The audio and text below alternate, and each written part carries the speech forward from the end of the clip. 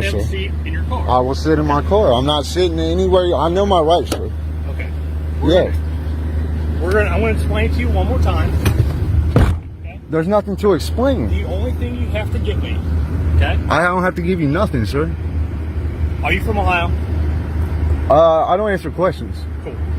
The only thing you have to give me is your name, address, and your date of birth. I don't have to give you nothing, sir.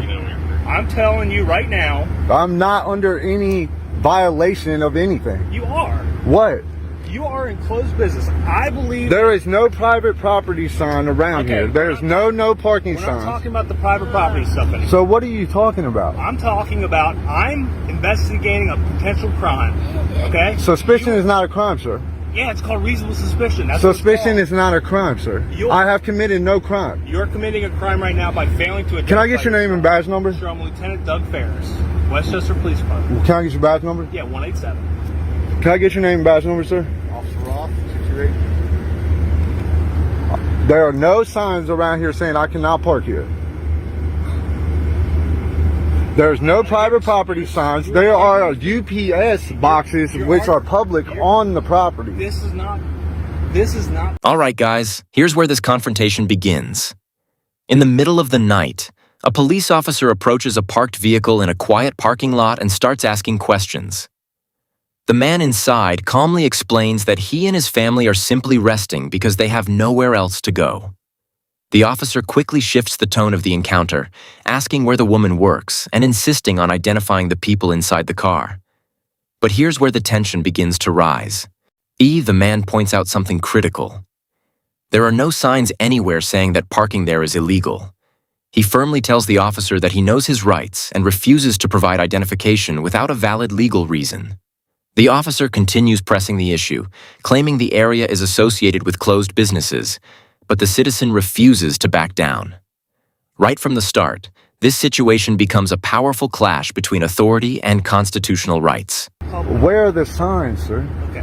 I'm just asking you. This is all I'm asking you for. I'm trying to live my life, take care of my family, and do the best thing I can do possible for them. Okay. And I don't, I am not in violation of any law. What time is it right now? I have no idea. Okay. It's like 1:30 in the morning. So what? Okay. These are all closed businesses. I'm not in the business's parking lot. Listen, you are. No, I'm not, sir. If you came here to go to that business right there, where would you park at? You'd park in this parking lot. I don't know, but there's no sign saying I cannot park here. There's no. I don't care. I would park anywhere to go to any business if I wanted to. Under Ohio especially law, if it says no parking and there's no private property sign. Under Ohio law, okay? All right? I'm allowed to come make contact with you if I have reasonable suspicion that some sort of crime is occurring. You are in a closed area where we have numerous either cars. What crime? Lawrence, I'm going to explain to you. Are you talking about? We have numerous cars stolen right over there all the time, okay? I'm in here with my son and my wife. Sure. And I'm allowed to detain you until my reasonable suspicion is clear. Suspicion is not a crime, sir. Yes, it is. I have not committed any crime. It's a detainment. You don't have any suspicion of me committing any crime. You being here. Now listen closely, because this is where things escalate. The officer continues insisting that the man must identify himself, despite the citizen repeatedly pointing out that there is no posted sign, no clear law, and no crime being committed. The citizen remains calm but firm, repeating the same argument again and again. If there is no sign saying parking is prohibited, then how can the officer claim a violation is happening? The officer shifts his argument, saying the entire area is private property, but the citizen immediately challenges that claim and asks a simple but powerful question. Where is the private property sign? Instead of producing proof, the officer continues demanding identification. This moment perfectly illustrates a common problem in many encounters. When officers rely on authority instead of clearly explaining the law, the citizen refuses to comply blindly. On making it clear he will not surrender his rights without lawful justification. Here is what makes my suspicion go. That is not a crime. Your suspicion of me being here is not a crime. That is not a crime, I've been sir. doing this 22 years. Okay, Okay? you're trying to violate my rights, is what you're trying to do. All I need is your name. I'm not address. identifying myself, sir, and I don't Then answer you questions. get arrested for failure to identify yourself under Ohio law. That's it. That's it. All I need is your name, and then I will leave. I'm not giving you my name, sir. Okay. Let me go check on your license plate and see if I can. You can run the plate. Does it come back to you? Yes, I just got this card Okay. today. If it comes back to you, and I can say that that's you, then I'm out of here, and then you can go on your way. That's it. Yes, sir. That's it. I'm not trying to give you any problems, sir. I'm explaining to you the law. You're misinformed. I'm trying to be reasonable with you, and I'm just trying to live my life, man. Have I been rude to you at all? I'm just trying to explain to you my kind of, yes. Okay, well, how have I been rude? Trying to say that I'm under suspicion of a crime that I have not committed. You have no suspicion of me committing a crime. I'm going to check you out, okay? If I can identify you through your license plate, okay? My suspicion is done, and I'm out of here. Oh, that works. Yes, and sir. I can't detain you anymore, okay? Yes, sir. But I'm going to give you the ORC law that you would be violating by not giving me your information when I come back, okay? Just so you're well informed. Get it? No, sir. That's not. That's trying to violate my rights right there. Okay. Well, because I have no reason to identify myself. Let me go do this, and then if I can identify you, you'll be on your way. Yes, sir. Fair? Fair. Okay. I'm going to tell you right now, you are free to go right now. All right, guys, here's where the debate turns into a full-blown legal standoff. The officer claims he is conducting an investigation based on reasonable suspicion, but the citizen quickly fires back with a critical point. Suspicion is not a crime. The man insists he has committed no violation and therefore has no obligation to identify himself. The officer argues that simply being in the parking lot late at night creates suspicion, especially because nearby businesses are closed. But again, the citizen calmly dismantles that logic, pointing out that being present in a location, even late at night, is not illegal. As the conversation continues, the officer provides his name and badge number, identifying himself as a lieutenant from the police department. Yet the fundamental question remains unanswered. What actual crime is being investigated?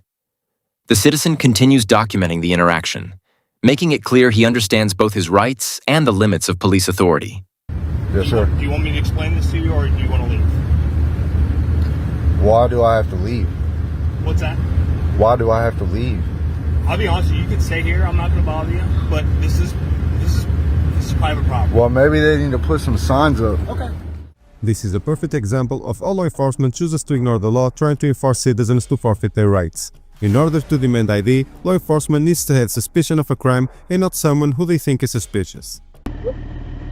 Officer Herline with Michigan State Police. The reason I pulled you around today is the chain on the front of the skid steer is loose. Yeah, we're all the way up, we're coming all the way from Grand Rapids, so that front chain bounced off once in a while. Okay.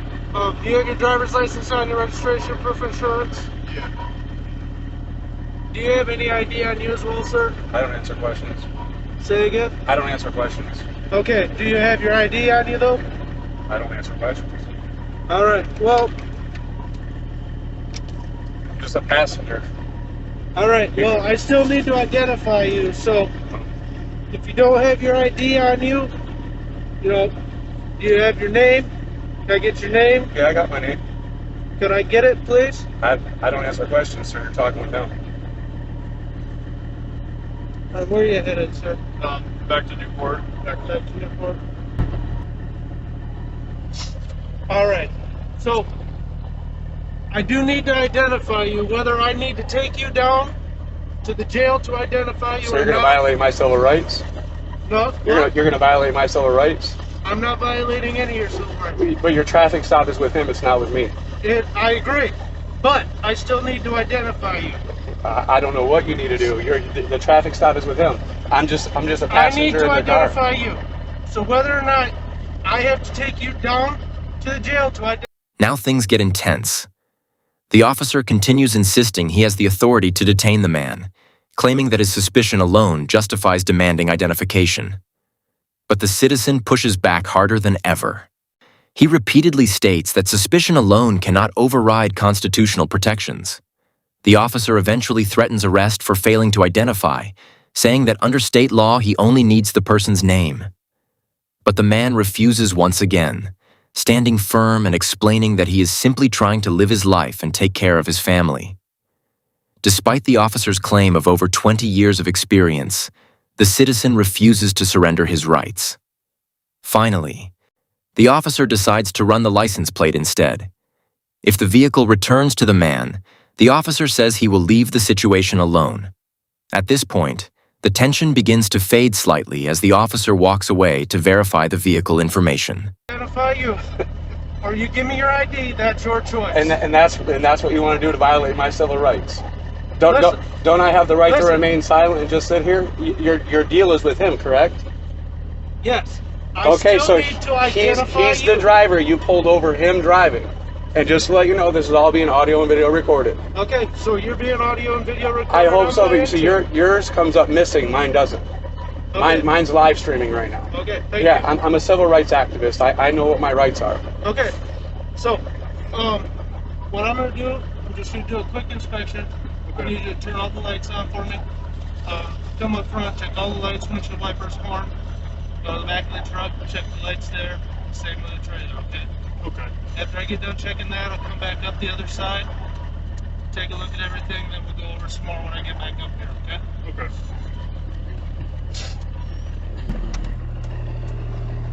Alright. I just wanted to apologize. With everything going on, I just wanted to identify you. I didn't realize. I appreciate what you guys do. Don't get me wrong. I got family that's police. Yeah. But I definitely appreciate you honoring your oath and coming back and talking to me. But what you got to understand is with what's going on in the world. I know, and I wanted to identify you, and I didn't. I was thinking you were driving with him. I wasn't thinking passenger, and that's my fault. I apologize. You're cool. I appreciate it. And I'm just gonna get this done real quick and get you guys back out. I appreciate it. Thank you very much. I don't know if I can shake your hand, but thank you. Even though this officer apologized for his behavior, it shows how some cops choose to ignore our Fifth Amendment right to remain silent and try to intimidate citizens into forfeit their rights and comply with their unlawful demands.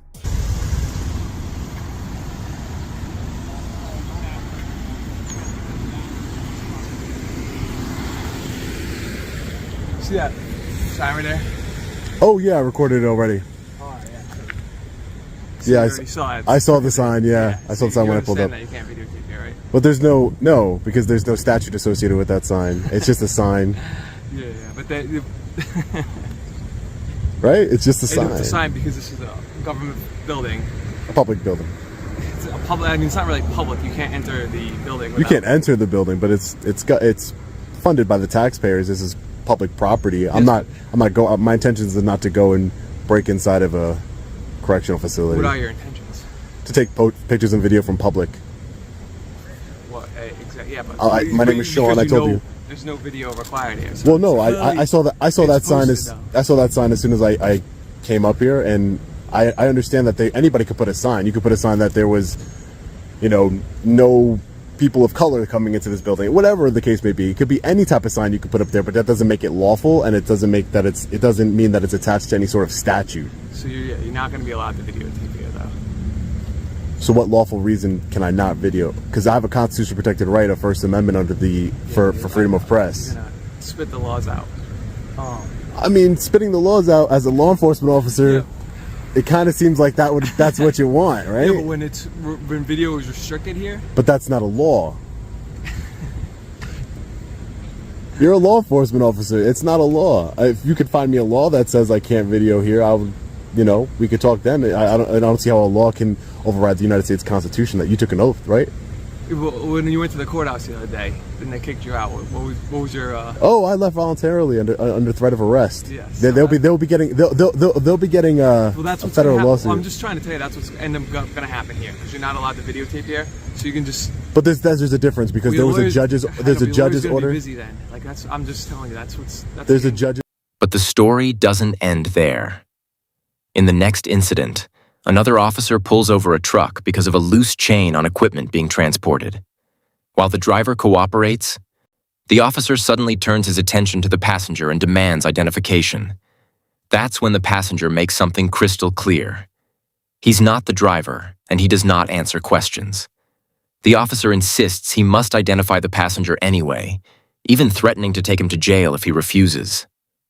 The passenger immediately calls out the threat, accusing the officer of attempting to violate his civil rights. He reminds the officer that the traffic stop is directed at the driver, not the passenger. As the tension builds, the passenger calmly announces that everything is being recorded and even live-streamed. Eventually, the officer realizes the mistake. After completing a quick inspection, he returns and apologizes, admitting he initially believed the passenger might have been the driver. There's a judge's order in the courthouse, apparently, that we'll find that out in the lawsuit, but there's no order here, there's no law. So No, for what reason? Directly for the prison, but Okay. I understand that that is what they're saying that there is. So I don't know that specific policy that they have, but I'm sure it's very similar with the one that the judge has. So Well, a judge's order is a lot different than a policy.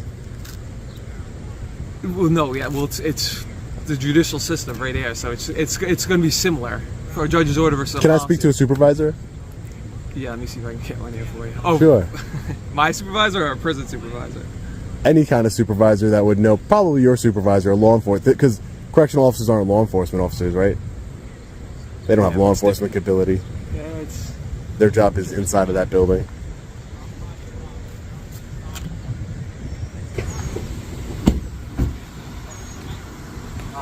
How you doing? Hey, how are you doing, sir? We got a call for someone with a bulletproof vest walking around outside. Oh, it's a utility vest. It's not a bulletproof vest. Utility vest just to hold my camera and my batteries and stuff. That's all. right. You mind if I get your name and badge number? Are you just taking video of the intake building just for like a First Amendment kind of check? Yeah, just taking some pictures of video as We just a wanted to make journalist. sure that it wasn't anything. We got a Nefarious? call, it looked like a bulletproof vest from the people that called in, so that's why we're here. So, Okay, no, yeah, because he didn't mention the officer here. Are you law enforcement? state police. State police. Yeah. And your name, sir? What's that? Just name real and quick, badge number? Safe place, like. There are. Can I get your names and badge numbers? There are restricted areas. I just want to know who I'm speaking to Badge first. 137. 43? Yeah. Just there are restricted areas. Oh, I see the signs. out. Yeah, I see So the as long as signs. you don't go in there. Help yourself out, all right? Yeah, sure, no problem. And maybe if you could let him, the correction officer there know. He's just there. Can you see the restricted area? No, but he came when I was over here. So just so you let him know, maybe educate him a little bit, and we can, Also, the sign with videotaping is still full of restricted. I know, but you know that there's no law associated with that sign. Just It doesn't if you could override just the stay out of Constitution. restricted areas, we'd appreciate it. Yeah, I don't plan on going to restricted areas, sir. All right, we appreciate it. Thank you. Have a great day. My name's Sean. What's your name? Adam. Adam. Nice to meet you, Adam.